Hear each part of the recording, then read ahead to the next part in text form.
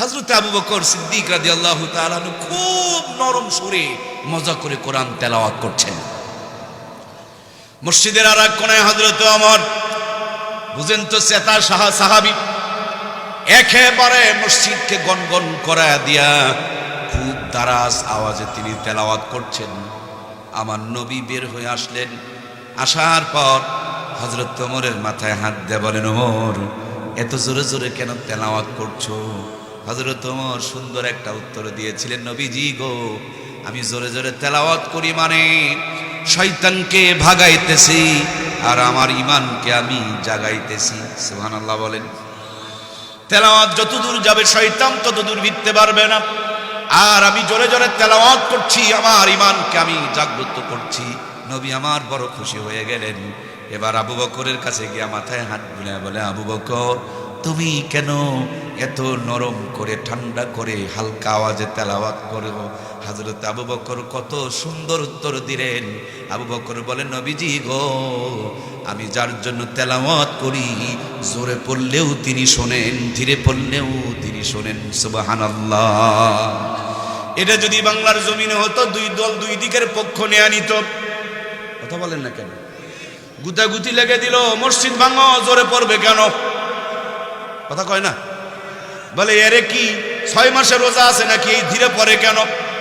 আমার প্রিয় ভাইয়ারা, ওই যে পাবনাতে মারামারি লাগছে দল্লিন আর জল্লিনের দল, এক বেচারিকে ধরে বলতেছে, বেটা তুই কি কোন দলে, তুই সেটা বল।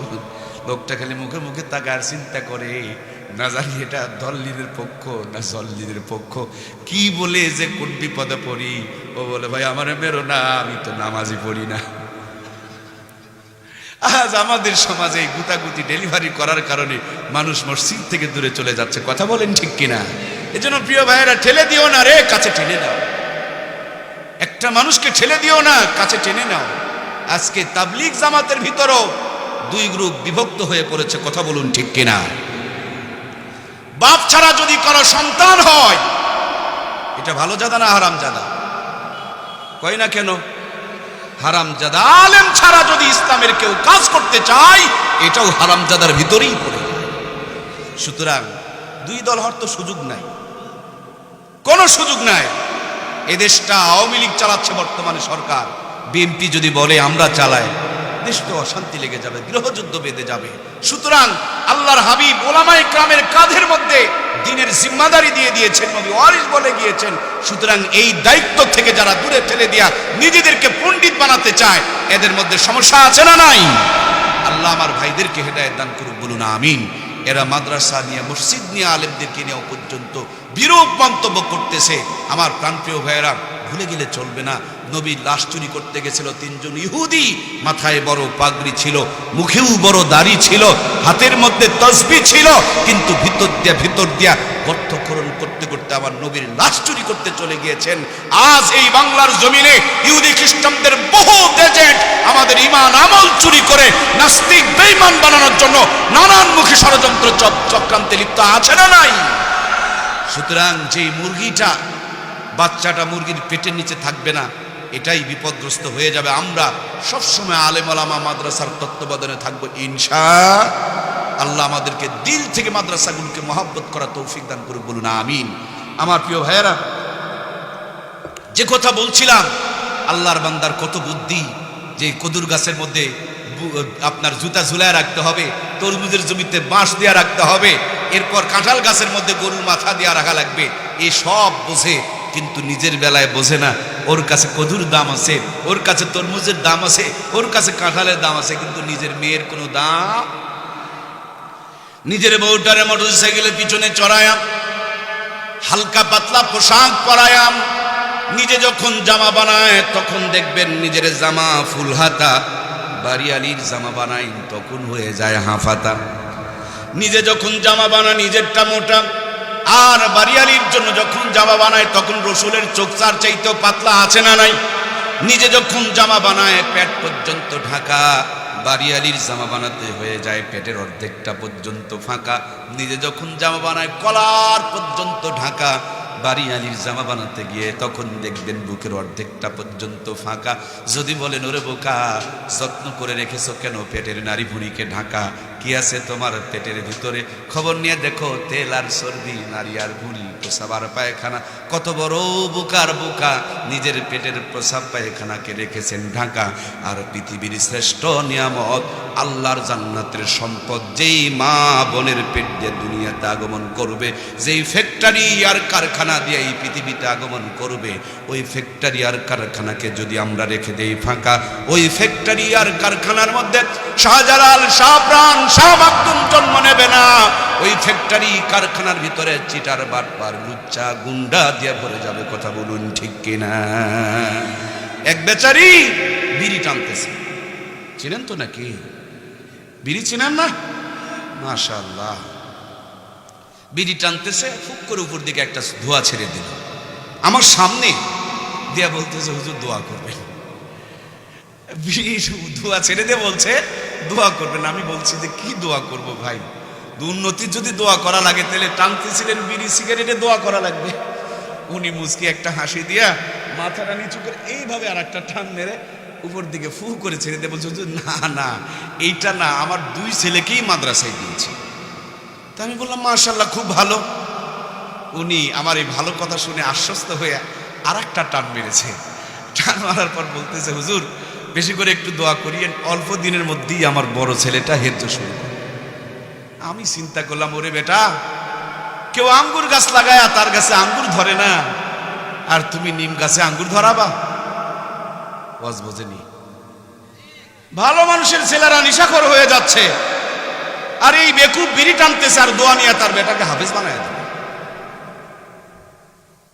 बाप का बेटा सिपाही का घोड़ा, कुछ ना होगा तो कुछ भी थोड़ा थोड़ा। যেহেতু জামানা স্মার্ট হচ্ছে, তুমি যদি বিড়িখোর হও তোমার ছেলেটা সিগারেট খোর হবে। বাপের বেটা এক ধাপ এগিয়ে থাকা লাগবে না? কথা কয় না কেন? লাগবে না? তাহলে বাপের তো ইজ্জত রাখার দরকার, বাপের তো ওয়ারিশ সূত্রে কিছু তো তার ভিতরে গুণ বৈশিষ্ট্যগুলো আসার দরকার। তুমি সিগারেট করে হলে তোমার ছেলে গাঁজা করে হবে, তুমি গাঁজা করে হলে তোমার ছেলে ফ্যান্সি করে হবে। সুতরাং প্রিয় ভাইয়েরা, খারাপ জায়গায় থেকে ভালো কিছু আশা করা যায় না। নিজে ভালো না হলে ভালো কিছু পাওয়া যাবে না। আগে ভালো হও, তারপরে ভালো কিছু প্রত্যাশা করো। ভালা কর, ভালা হোগা। ভালো করলে ভালো হয়, খারাপ করে ভালো হয়। আমরা ভালো করতে চাই না, কিন্তু ভালো পেতে চাই। আমি নামাজ পড়বো না, কিন্তু আমার বউটা যেন নামাজি হয়। বউ বেচারি, তিনি নামাজ পড়বেন না, কিন্তু স্বামীটা যেন আল্লাহর ওলি হয়। বিয়ের সময় খুঁজতেছে কটকটি, আর যখন পরক্রিয়া করে তখন হুজুরের কাছে তাবিজ খোঁজে। কথা বুঝতেছেন না মনে হয়? বিয়ে করার সময় খুঁজতেছে মুচারু, তাসারু, মদারু, গাজারু আর শাকিব খান। এই শাকিব খান যখন 17টা প্রেম করে, তখন কবিরাজের বাড়িতে বাড়িতে দৌড়াদৌড়ি করে। এরকম মা বোন আছে না নাই? আমার প্রিয় বোনেরা, পর্দার আড়ালে আপনারা বসে আছেন, আপনাদেরকে নিয়ে দুটি কথা বলি। আজকে বাংলার জমিনের দিকে তাকায় দেখেন, ম্যাক্সিমাম বোনেরা বিয়ের পর শ্বশুর বাড়িতে যাওয়ার পর স্বামীর বাপ মার খেদমত করতে চায়। এই মেয়েটাই যখন বাবার বাড়িতে যায়, ভাইকে বুঝায়, ভাবিকে বুঝায়, বড় কষ্ট করে মা বাবা সংসার করেছে, সেবা যত্ন করিও, ঔষধ কিনে দিও, রাতের বেলা খোঁজ খবরটা নিও। সকাল থেকে দুপুর পর্যন্ত বুঝায়। বৈকাল বেলা স্বামীর বাড়িতে আসার পর স্বামীর বাপ মাকে আর ভাত দেওয়ার কোনো খবর, মানে ওর বাপ মা যেন ভাত পায়, কিন্তু ভাতারের বাপ মাকে ভাত দেওয়ার কোনো চিন্তা। ভাতার কইলাম তাই মাইন্ড করছেন? ন, আমি বুঝে শুনেই কইছি। নর্মাল করে করলে পারে তার মনে থাকবে না। ওর বাপ মা যেন ভাত পায়, কিন্তু স্বামীর বাপ মাকে ভাত দেওয়ার চিন্তা। পর্দার আড়ালে যে দরবেশ কোয়ালিটির বোনেরা বসে আছে, 90% ভিতরে এই রোগ। শহরে যদি থাকে, স্বামীর বাবার বাড়ি থেকে যদি মেহমান আসে, মুখটা ফুলে দুমদুমা হয়ে যাবে, হাত পা চলতে চাইবে না, ফ্রিজের দরজা খুলবে না, যদিও খুলে গোস্ত বের হবে না, কারণ গোস্তর কেজি 700। বেশির থেকে বেশি বাড়াবে মাছ। কথা বলেন ঠিক কিনা? বিরক্তির সাথে রান্না করে। বৈকাল বেলা মেহমান বিদায় হয়ে গিয়েছে, কেবল একটু বিছানায় মাথা দিয়েছে, এমন মুহূর্তে দরজায় যেন ঠক ঠক শুরু করে দিয়েছে। গেটের মধ্যে তাকায় দেখে ওর বাপের বাড়ি থেকে 10 জন মেহমান আসছে। কয়জন? সকালে আসছিল কয়জন? 3 জন। এখন আসছে কয়জন? এখন দেখবেন ওর ঈদ শুরু হয়ে গেছে। কথা বলছেন না কেন রে? এগুলো কি বোমা না বোমা? টাটকা বোমা।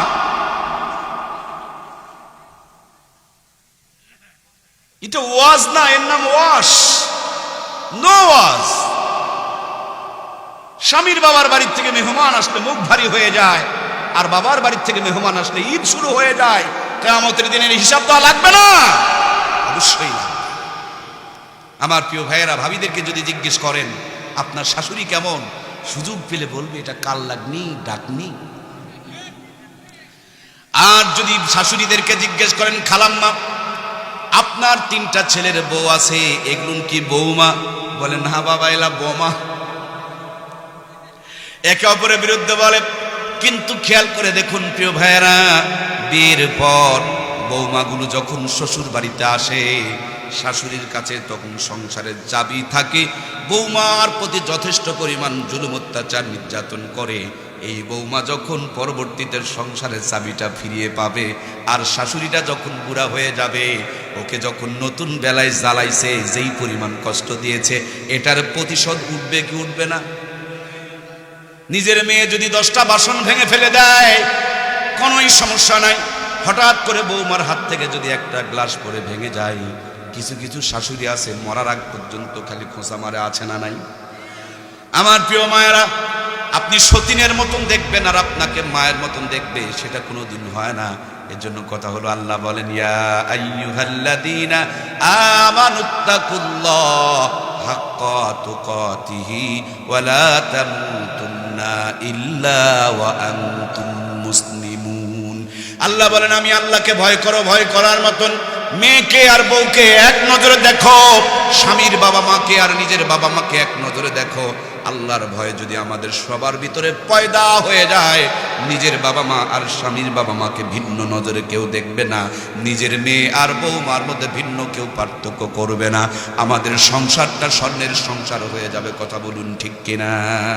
সম্মানিত প্রাণপ্রিয় ভাইয়েরা আমার, সেজন্য বিনয়ের সঙ্গে আলোচনা করছিলাম, এই কুরআনুল কারীম এমন একটা নিয়ামত, যেখানে যেমনি যেভাবে যতটুকু যার সাথে লেগেছে, এই কুরআনুল কারীমের ছোঁয়া লাগার কারণে সব জিনিসের মান, মর্যাদা আর দাম আল্লাহ তাবারক তাআলা বাড়িয়ে দিয়েছে।